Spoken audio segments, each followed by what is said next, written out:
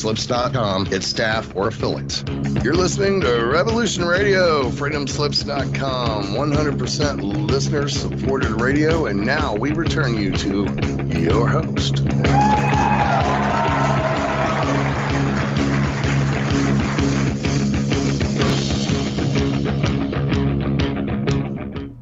Hello, and welcome back to Shiny Side Out, radio program. We like a match. You like match? You must press button like a match, huh? Okay. Today, you must make also donation, no? So we can have radio and play it, and you can listen and hear it. And with our multi-ethnic accents, we resume our programming. If you can donate, please do. This is not on the radio, so it is important that you help the station stay on the air. I think it is public service to bring information that might not be considered mainstream. And I forget who says this, but whenever I find myself on the side of the majority, it is time to readjust my point of view. I think there's something in that for all of us. Don't be a sheeple. Be a people. Be a people. Not a sheeple. It's important to really understand what's going on in the world and form your own opinion. Well, with that, and of course this radio station is instrumental in putting some of those opinions forward, we are going to talk about the monolithic or megalithic rather builders, and again, all over the world. They are all over the world. And the reason this is important is because our history goes back 10,000 years. Like, I mean, not even that far if you want to be really ironclad sure about stuff, right? Even things 1,000 years ago, 2,000 ago, 3,000 max. They get a bit blurry, and you know, we don't really have all the detail, and you know, that's just how it is. Time has that effect, and people are destructive if nothing else. So, and we have evidence of civilizations before ours, physical evidence, and that's pretty much it. We have no other evidence. Then we have evidence of civilizations prior to ours from myths and legends, and nothing else. And sometimes we have both, but nothing else. And again, this famous debate between Zahir Hawass and Mark Lehner, and at the time it was actually Robert Schoch. John Anthony West wasn't allowed to participate because he didn't hold an academic degree. Like, that matters. It was interesting because Robert Schoch said, well, the Sphinx clearly is, you know, it's that old. You know, we're seeing water, or, you know, weathering, like from precipitation. That's what this looks like. And all my geologist friends agree. And then Mark Lehner said, well, okay, where's the corroborating evidence? Where's the civilization? Show me one shard of pottery that is 12 or 13,000 years old, or whatever the number is, right? It's not there. We don't have it. It doesn't exist. All right? That was back in the 90s. Since then, of course, you know, Göbekli Tepe and all the other tepes around it completely broke history. Doesn't make any sense. What? No, they non-module. They don't want to talk about too much, and they don't want to talk about the site in Indonesia either, because that wouldn't break history. It would eviscerate it. Because you know, there was a civilization. There was a civilization that existed prior to the end of the last ice age, and we have to understand here that the end of the last ice age brought about the end of that civilization. We're not saying that the end of the last ice age, you know, birthed the civilization. No, not at all. No. The major flooding event destroyed it completely. Okay, so this was a civilization that existed during the last ice age, around the equator, most likely. Right? And before that, there were civilizations, I have no doubt. And the age of the human race is pushed back further and further. And the human race has expanded over the last 10, 20 years to include many more branches. branches that were considered to be ancestors are now brothers and cousins. Yeah, that's right. Contemporaries. Mm-hmm. Yeah. Why do you move to Shelbyville? So I can marry my attractive cousin. I'm sorry. But that's really where we are. It's on right? the parchment.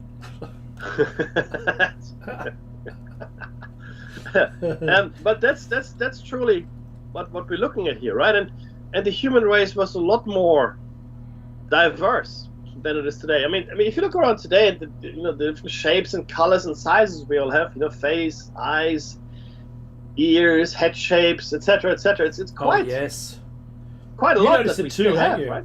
Yeah. Yeah. But back in the day, right, 15, 20,000 years ago, and further, I think it was a lot more diverse. Yeah. The diversity would have been in color and potentially body hair and potentially size, large and small, muscular type. Yeah, completely. Mm-hmm. And we know the size variant exists because we have found Homo forensis, like the tiny little people, 4 feet, fully That's grown, right. 4 feet, Yep, fully grown. Yeah, And there's and no we found need to even be smaller. taller. That's the thing. You see, it's all relative. I mean, let me put it this way: bees and ants, right, for all their size, when they work as a collective, can build enormous and very intricate structures, amazing structures, amazing, right? And they're a fraction of our size, a fraction. That's right.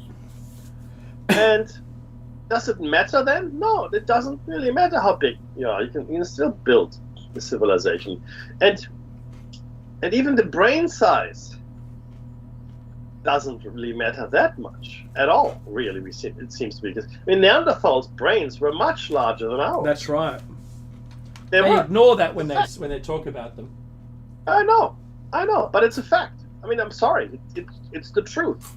Anyway, so there's a whole raft of things going on, and archaeological evidence, physical evidence of things that were found in geological strata that shouldn't have been there, like implements, like bowls, mortars, pestles, etc., gold chains and coal. None of that makes any sense. It doesn't if you follow where we are.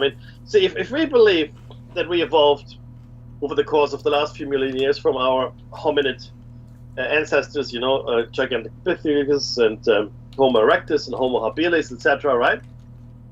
To now, then it doesn't make any sense to find something in a strata that's 100 million years old there. Right? But we do. We have. Of course. It's a hoax. So whatever doesn't fit is a hoax. Okay. It's a lot of hoaxes. Just to let you know. It's a lot of hoaxes. There's a really great book by Michael Cremo, which I recommend you read if you get a chance. I think it was called Forbidden Archaeology or something like that. And it was lauded for its scholarly research. Academia said, "Wow, this is a meticulously researched academic work." That's what they said. But we completely disagree with all of its content. Okay. But really, that's there was this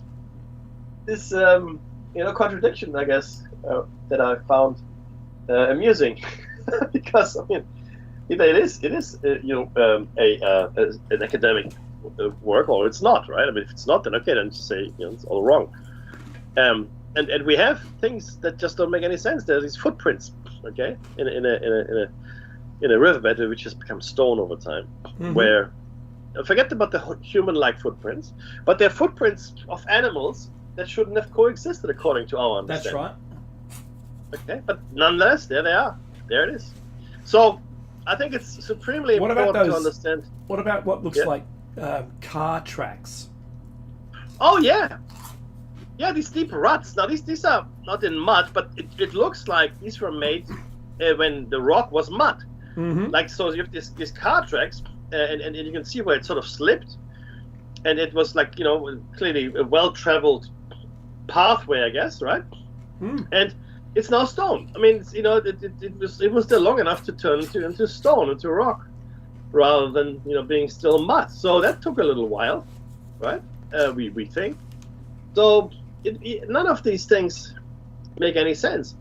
And then again, actively, we're being actively discouraged. The Göbekli Tepe is actively planted with olive trees, so excavations will take place in 150 years again. You heard me right.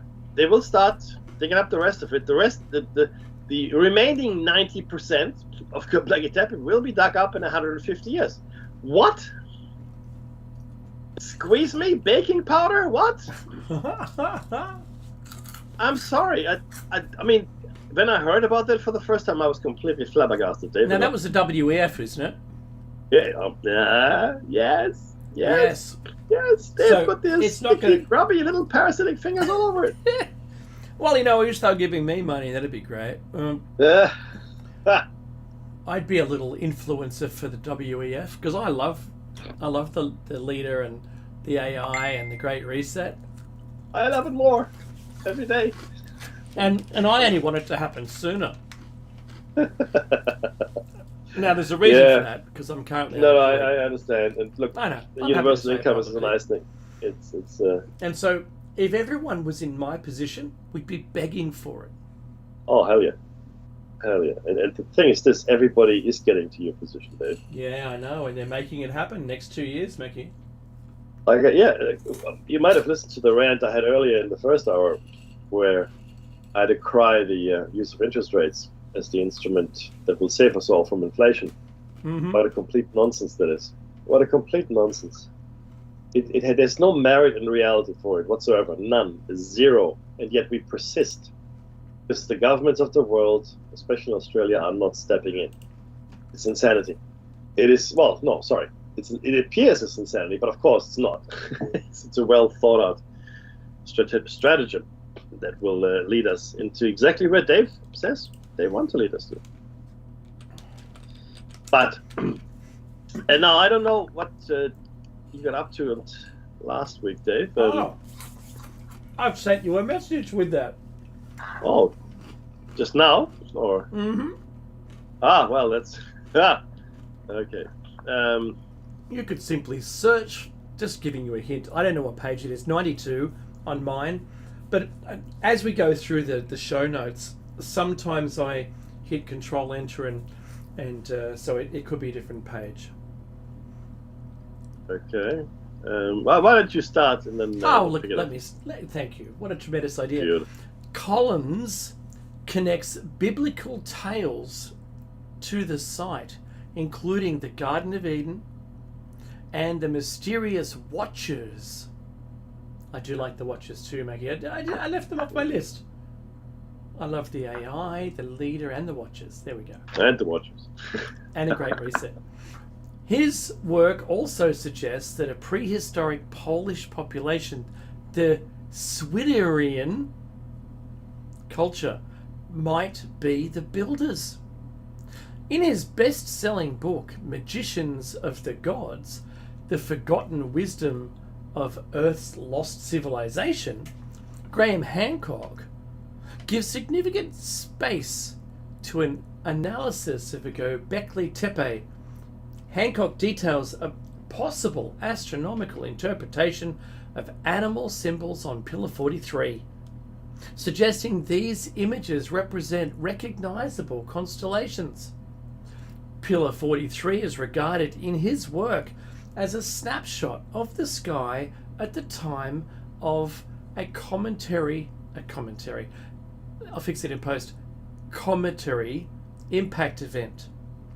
Dr. Robert Schoch, an associate professor at the College of General Studies, Boston University, briefly discusses Göbekli Tepe in his book, Forgotten Civilization, the role of solar outbursts in our past and future. Dr. Schoch is well known for his attribution of the Egyptian Sphinx to a lost civilization that existed around 9,000 years ago. Göbekli Tepe offers support for Schoch's existing hypothesis that a megalithic culture existed during the pre-pottery period. He suspects that the deliberate burial of Göbekli Tepe followed the onset of a cataclysmic solar storm or storms. I'm just going to do a middle screen there to show. Oh, perfect. Yeah. This looks like people from New Guinea, Meki. Does yeah. It really does.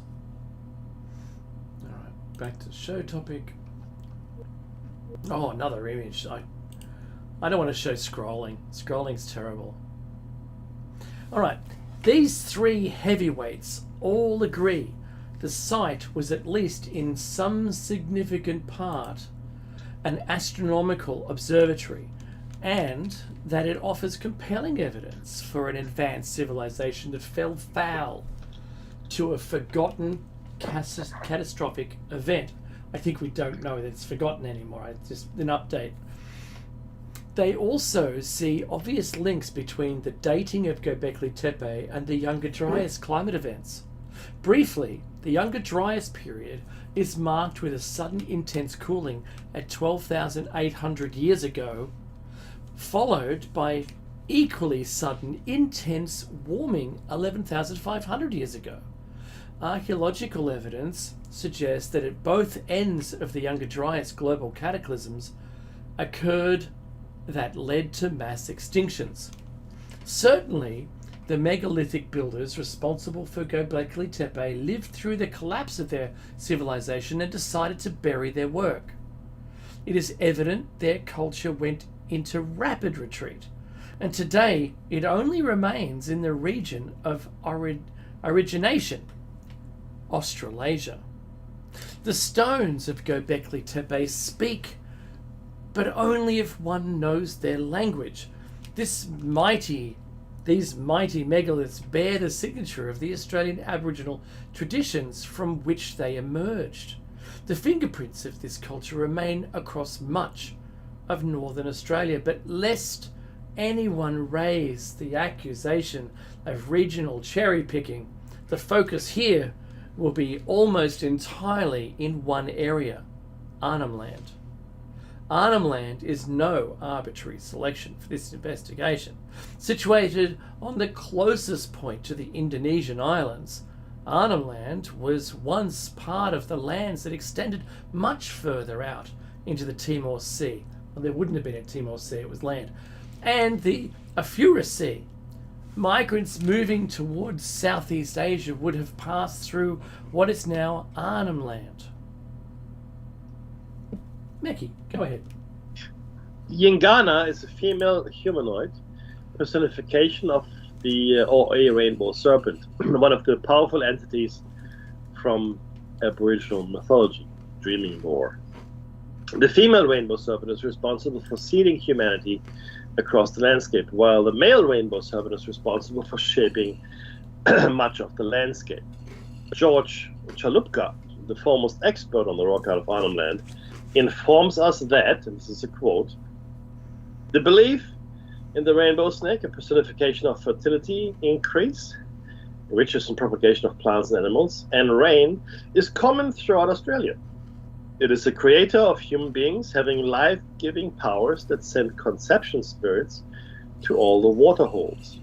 It is responsible for regenerating rains and also for storms and floods, when it acts as an agent of punishment against those who transgress the law or upset it in any way. It swallows people in great floods and regurgitates their bones, which turn into stone, thus documenting such events. That's the quote, end quote. Until very recent historical times, all traffic was one way, moving out of Australasia, not inwards. This fact has been well established in multiple genetic studies and indicates that any truly ancient cultural elements are indigenous to Australia. There's also some evidence that the flooded lands of the Sahul and Sunda plates, which is the plates Australia sits on, were once home to an advanced megalithic culture, eventually swallowed by the rising sea. Arnhem Land would have formed part of this lost culture's territory and is likely to retain elements from it. This region also boasts an extensive wealth of ancient rock art, some of which dates to 45,000 years before present. 45,000 years before present. We start with a comparison between the only female figure discovered at Göbekli Tepe and a rock painting depicting a well-known creator being from Arnhem Land, Yingana.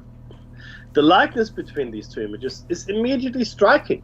We recognize similar posture, the same positioning of the legs and breasts, cartoonish exaggeration of the female genitalia, and clearly inhumane heads.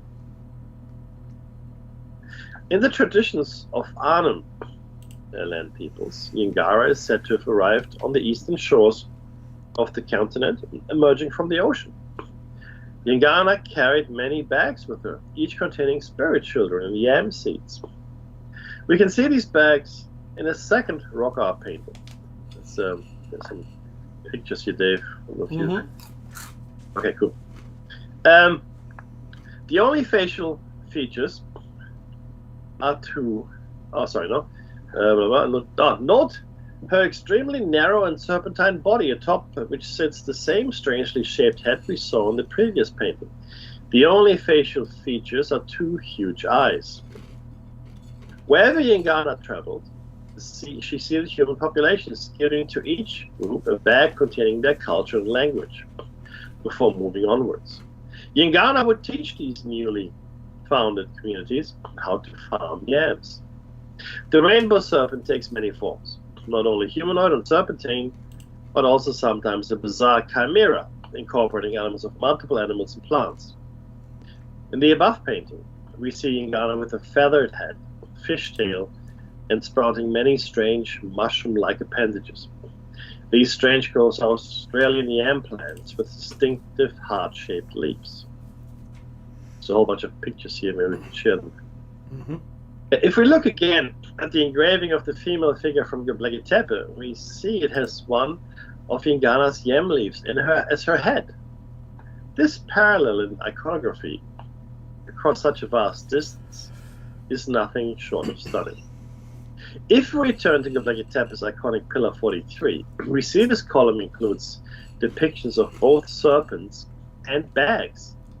3 bags are given the most prominent position of all, right at the very top. The snake depicted on the relief sports swollen heads, making them resemble mushrooms. This is a common element of snakes engraved around the compound.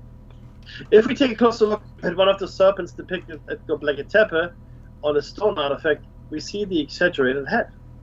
It is evident the artists tried to make it clear that these are not common snakes. The yam leaf-shaped heads remind us immediately of rainbow serpent iconography. If we take a glance at the painting of Yingana with her bags, we recognize the same bulbous head with prominent eyes. If we were to add 2 arms to this snake engraving and place a few bags around the neck, we would have a perfect replication of Yingana. The builders of Göbekli Tepe were living during a time of global catastrophe, a significant part of which involved flooding, animal extinctions, and assumedly forced relocations. With immense changes happening in their world, it may be that Göbekli Tepe represents the strenuous human effort to reverse the declining environmental situation. The images at Göbekli Tepe are mostly animals. It is tempting to think that this represented a significant effort by the shamans to call forth the spirits of the animals, many of which had become extinct. The second part of this project would have been an effort to placate spiritual beings associated with flooding, such as the rainbow serpent. Snake images are everywhere at Göbekli Tepe. Birds are another well-represented animal form at Göbekli Tepe. At the very bottom of Pillar 43, we see a large bird attached to a very long neck. We do not see the body, but it looks rather like an emu. Dave? Large flightless birds appear elsewhere, most notably on Pillar 56, where we see representations of multiple large-bodied birds with long necks. These birds' images are almost identical to emus represented in rock art from Arnhem Land. These large birds may, in fact, be Genyornis, an emu-like bird that went extinct around 30,000 years ago. Similarities are evident when we look at rock art depiction of Genyornis from a site in Australia's Northern Territory. The emu holds a very special place in Aboriginal astronomy, associated with the dark rift of the Milky Way. Mackie, it's interesting that the dark rift of the Milky Way should be presented here in this story, because that was Mayan. That's correct. So the text continues. It is especially interesting to note that Pillar 56 includes an eagle grabbing a giant serpent in its talons, with smaller serpents depicted beneath. In some of the many Aboriginal flood stories, it is the eagle that halts the progression of the rising seas. The flood is a punishment for human misbehaviour, and only after humans agree to correct their behaviour does the eagle step in and end the mounting cataclysm. The eagle also has a prominent role in Aboriginal astronomy, linked to both Altair and the Southern Cross.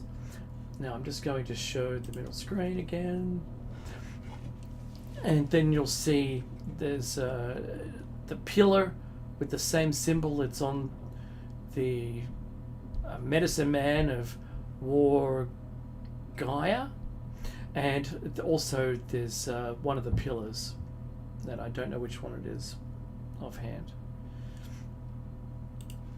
It is not only at Göbekli Tepe that we find this Aboriginal Australian symbolism. Contained in the greater body of research work is a far broader picture. After the cataclysms, new sprouts of civilization emerge from cultural seeds planted by a lost Aboriginal Australian global culture.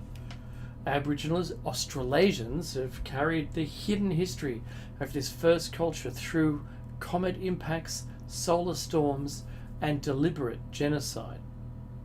Today, we owe them an enormous debt. The sacred art of Australian Aboriginals, or Aboriginal Australians, provides a final few cultural connections between the builders of Göbekli Tepe and Aboriginal Australia. In these photographs, we see an exact match between the symbol on an Aboriginal elder's chest and one on a pillar at Göbekli Tepe. The meaning of this is often suggested to be of two people sitting to share knowledge. On a central pillar in enclosure D, we see a set of symbols normally reserved for the most sacred artefacts of the Australian Aboriginals, Chiringa stones. The only difference from the symbol on the pillar is that the two lines do not merge with the central circle. Chiringa stones are regarded as receptacles for spiritual energy associated with creator beings, sky heroes that came down to earth. Incredibly, the full pillar on which this Chiringa symbol appears is itself described as a stylized representation of a humanoid deity. We see the mysterious being's arms folded just above the belt. Bruce Fenton is the author of the new ebook, The Forgotten Exodus, the Into Africa theory of human evolution. He represents a compelling case for his new evolutionary hypothesis that Homo sapiens evolved first in Australia, not Africa. And Mackie, we met with, who were they again? We took them to Space Rock. Oh, yes, them, those people. Yeah. And they were, and still are, out of Australia proponents. Correct. And they're called the... Oh, for crying out loud. I'll keep going. Order. It's a father and son team. It is a father and son. He's recently been married too. Order through the links on his website, right? So, unbelievable, Mackie. I didn't know that there was a link to Göbekli Tepe until I read through the notes. No, that's the thing, right? And you won't find it in many places repeated either. for obvious reasons. And this is it's something. It is Strong's. It's the Strong's. That's right, Evan Strong. The Yes. father and son Strong. Yes. So it's Evan William Strong, his father. And yeah, we spent some time with him when we took them to, I guess the Rock, and with Dave. Sorry, with Paul, who actually Yes. knew about the site, which was great. So yeah, no, look, it's very interesting. Very interesting to see just how different people can look at the same type of evidence. And then why not? I mean, the Leakeys said we come out of Africa, so that's their opinion. Okay, there's some fossil evidence and such, but the same token, why not Australasia? I mean, we do have the longest surviving culture right here. That's right. And Ironically, Meki, apart from the standing stones in or near Maralinga, there wasn't any tremendous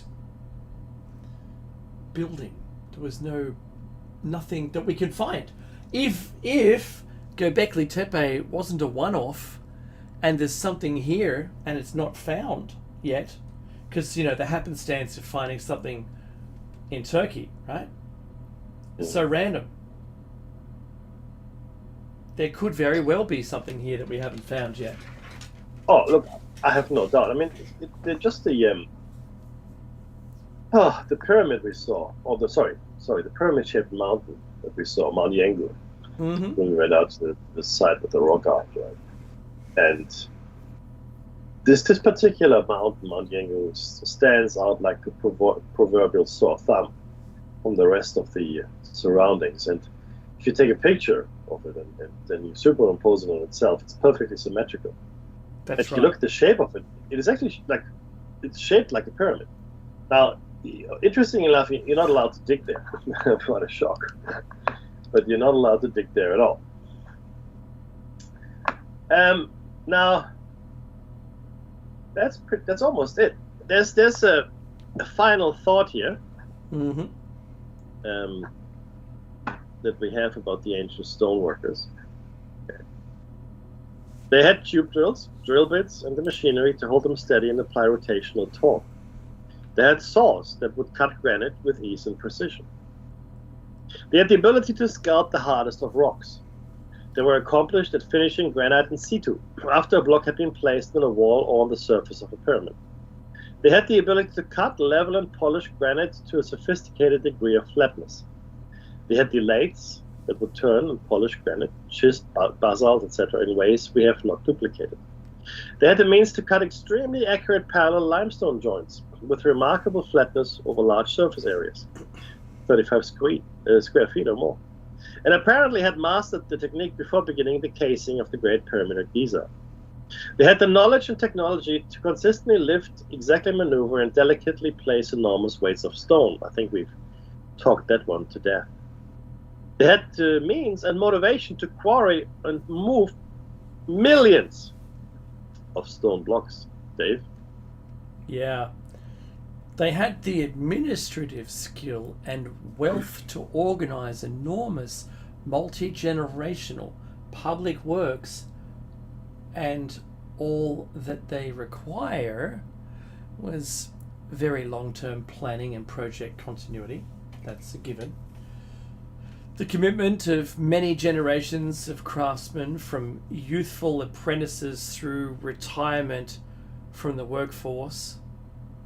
The commitment of the entire family related to the craftsmen. These projects were long-term, and the workers must have lived nearby as part of a sizable pyramid construction town. Like we see those if there's a freeway being built, or major works on a small section of road. They can, if you're building big bridges, they'll have staging areas and a little camp. Yeah. So many generations of capable personnel, from leadership through executive designers to journeymen, masters, craftsmen, labourers and support staff, tens of thousands of people training for years and working together as a cohesive workforce for many decades.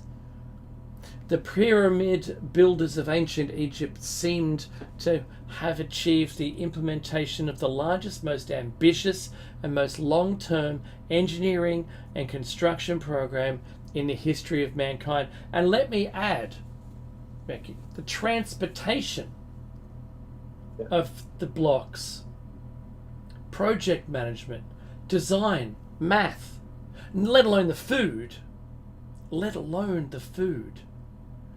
Is it Kensington Castle or something, Mickey, in England, where the king would live?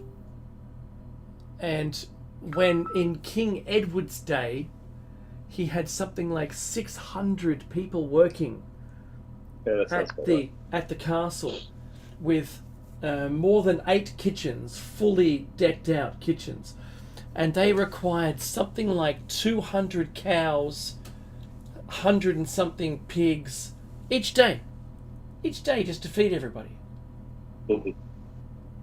Can you imagine if you had 10,000 people working at a very large, the world's largest ever construction project, and the infrastructure that you need in place, not just, very large whips.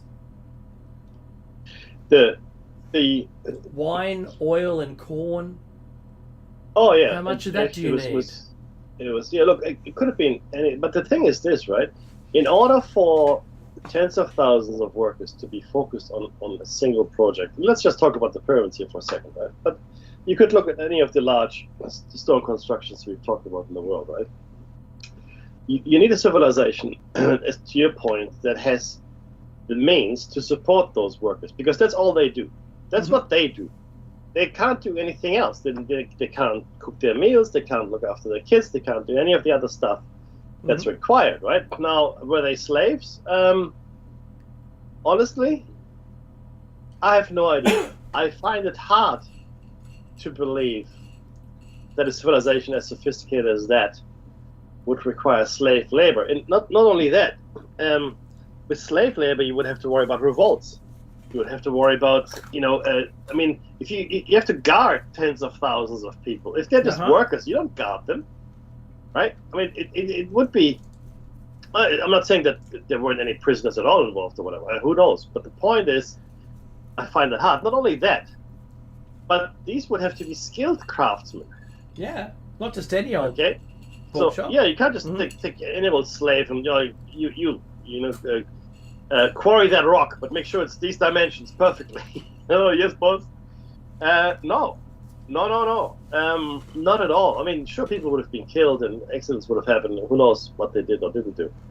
But ultimately, the structure of the civilization that would have had to exist would have been enormous. Because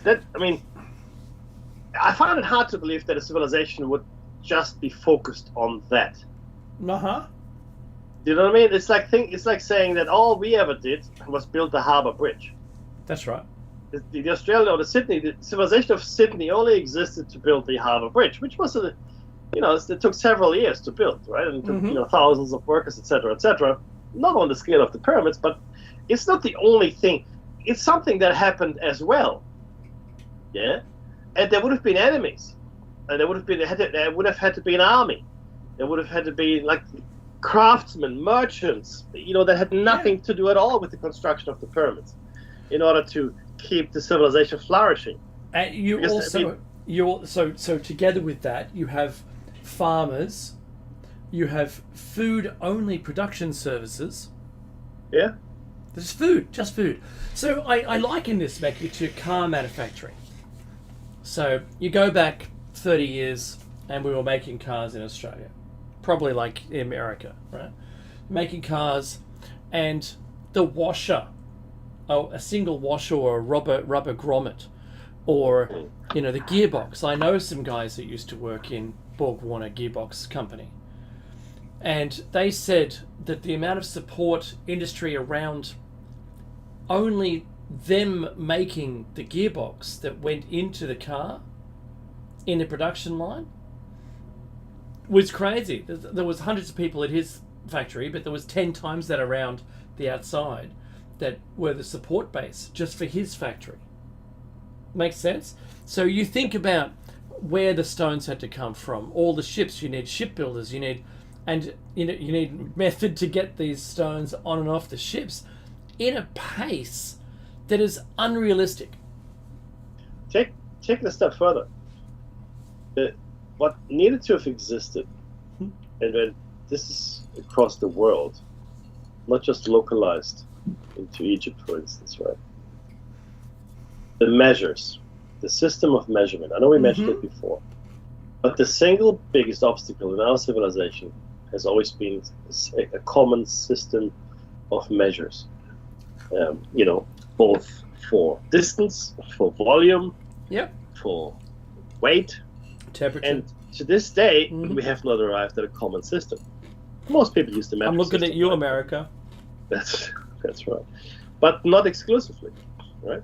And only 100 years ago, what's this? Oh, actually, no, probably 150 years, really, 100, maybe 200 years ago, you could have traveled in Germany from Hamburg to Munich, and the weight and volume and shape and length, etc., of whatever goods you're transporting could have changed 50 times, depending on the principalities you were traveling through. That's right.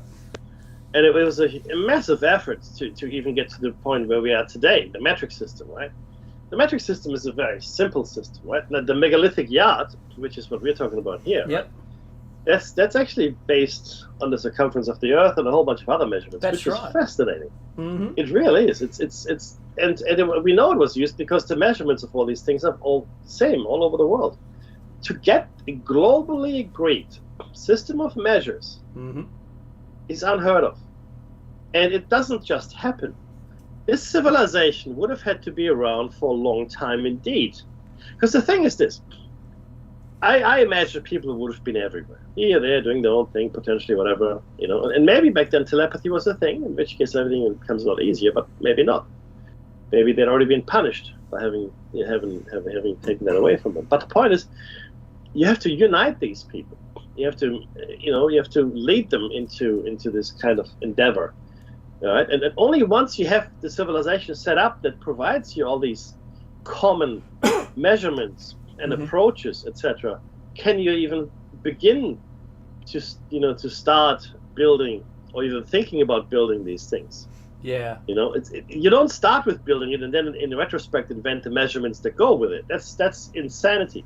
Anybody who's ever built anything or done anything knows you have to plan it. Otherwise, it just doesn't work. Otherwise, it's just art. You can you can just go ahead and paint whatever you want on the canvas. That's fine, right? If you don't care about the outcome. But if you're building a house, even if you just laying a pathway, what you have to do, you have to smooth the pathway, you have to get maybe concrete or something in there as well, lay it down, flatten it out, then you have to get tiles maybe. And they all have to be the same size potentially, or you want to put them in a pattern, whatever the case may be. The point is, you can't just expect for stuff to appear. It has to exist. You have to make it. There's a lot of planning and doing and engineering and conceptualizations. And none of that just happens.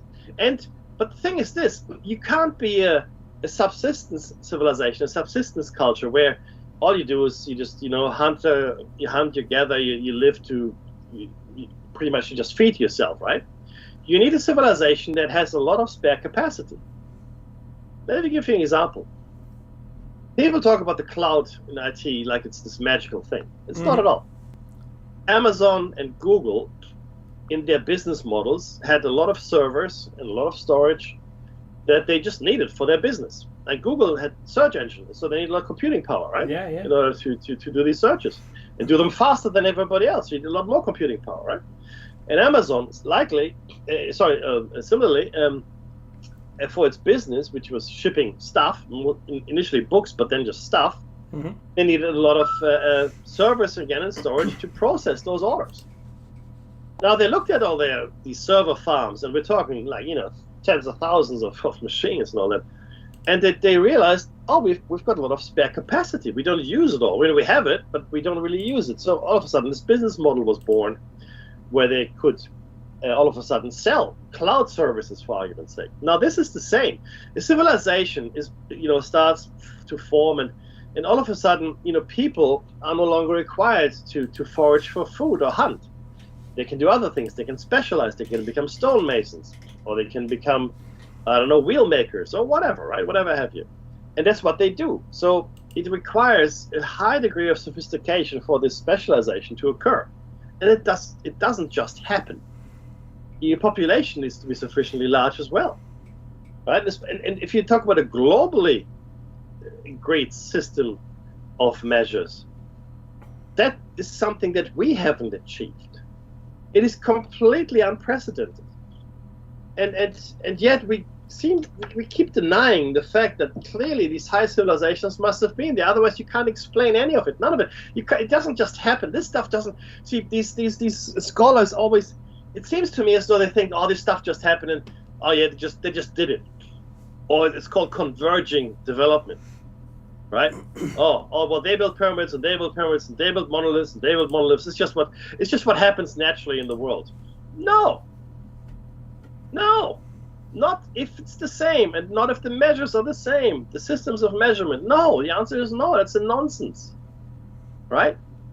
It takes hundreds, if not thousands of years to get that to that level of development, which makes it all the scarier when you think about what's left of that civilization,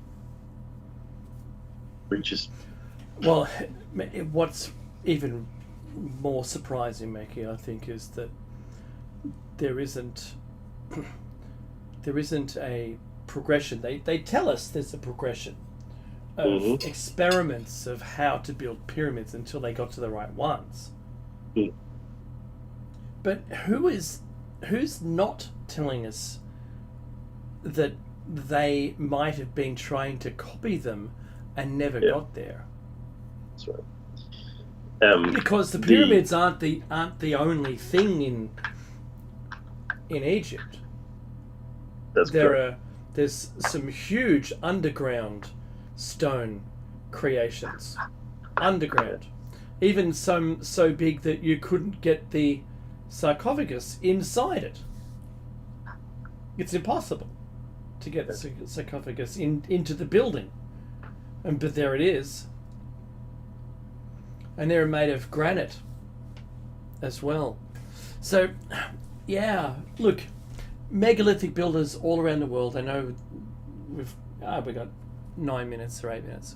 So there seems to be a tools down event. Something happened to them through some of their creations, were wiped out, and we'll never know. Hopefully we'll slowly discover it. But then I still ask, why was Göbekli Tepe intentionally buried? That's right. Excellent question. Excellent question. Because if we find that out, I think we'll have all of our answers. Yeah. Was Göbekli Tepe and its unusual carvings very similar to Pumapunku? Yes. Yes. It really was. Was it occupied by a global civilization? Probably yes. Like the planet, and of all of its crazy, megalithic structures, even dating Machu Picchu, of not the current buildings, but those massive rocks that came from the mountain on the other side of the valley, up to its mountain height, not visible from the valley floor. If you were the Watchers, Mackie, and you built these places that no one could get to, you'd be all right. Yeah. So it does my head in, but the megalithic structures themselves are only a very small piece of that one large puzzle. We still have the Nazca Plains. Oh. We still have... Which make no sense. Yeah. That's right. In fact, without debris, they cut the top of a mountain without debris. There's no big pile of debris on either side of that plateau. Yeah. But it's the only plateau in amongst all the other hills, and it's the odd one out. It suggests that it should have been a hill at some point. It was never a plateau. So, with it not being a plateau, it's been manufactured for some reason, because that's important. Pumapunku, it rained a little more, but its altitude and location meant that it would have been such a trek to get there, it would have been pointless. Why would you go there? It's like the pyramids in the Sahara Desert and through China. There's pyramids. Why? Have we even dared to talk about it? So when we talk about this is only, it's the tip of the iceberg. Working this out helps us get to the other. Working all of these other mysteries out. And then look, the pyramids were what got me into this whole genre initially. That and UFOs. Because the most enigmatic things that we can see. There they are. I made a joke the other day, Mackie, about the French turning up, having a look, seeing an Egyptian, going, who built that? Pointing at the pyramids and a Sphinx. Oh no, we did. Yeah, okay, cool. How? Because that's amazing. You must be tired. Oh, it was built a long time ago and we've forgotten. What, you can't build another one? No, see, we forgot. And we've never done it again. So, must have been hard, I reckon. And just like in Holy Grail, with the Frenchman on top of the castle, I told them that we already had one, right? He could say, I told that guy over there, the French dude, I told him we made them. All right, pass the message on. And at that time it was only the head sticking out of the sand. What's that? Oh, that's the head. Yeah, never mind. Until they dug it out and went, that is a whole lion. Well, it's got a funny head on it, but yeah, sure. And it did take them so long to dig it out because the sand kept coming in. Oh, of course. I mean, have you ever tried to build a sandcastle? It's not that easy. No. To move sand, and but it was under sand for a really long time. It's something that people forget as well. And in fact, we know that the pharaoh, who was credited with having built all of that, said that he restored the Sphinx, dug it out and repaired it. Never said he built it; he repaired it. Mm-hmm. And the Egyptians, which are nuts about leaving the inscriptions everywhere. I mean, if you look at the Temple of Luxor, or the Valley of the Dead, whatever, or the Valley of the Kings, I should say, there's not a single free space on the wall. That's right. It's all hieroglyphs, all of it. Mm-hmm. In the pyramids, and we know the ones that are there are most likely forgeries. Mm-hmm. Because, Mickey? Because? Well, they made a spelling mistake. But the spelling mistake was the same spelling mistake that was done in the book that the guy had. Mm-hmm. When he misspelled the pharaoh's name in the cartouche, which is something that you don't do, right? Mm-hmm. But again, it was the same spelling mistake that was in the in the book that he had with him. They just took the book and copied it. Drew that. That's right. Yeah, that'll do. That's good enough. Yes. Yeah. Good enough. That's hilarious. Seriously, come on. What's your name? It's Mr. Schnrub. Yes, really? Yes.